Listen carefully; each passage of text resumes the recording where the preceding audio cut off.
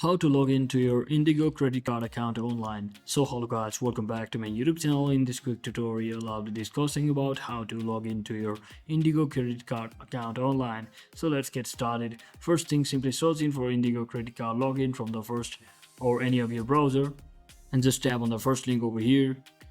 And once you are on the home page, look at the top right corner and just click on login. You will be redirected to your secure login page where you can simply enter your login credentials such as your username as well as your password which you have registered during the registration process. And you can also check the box that is remember if you want your browser to remember your username for the second time if you are using it, and simply click on login button to successfully sign into your account that is of Indigo credit card account. And if you ever forget your password, you can always tap on forget username or password button right below the sign in button.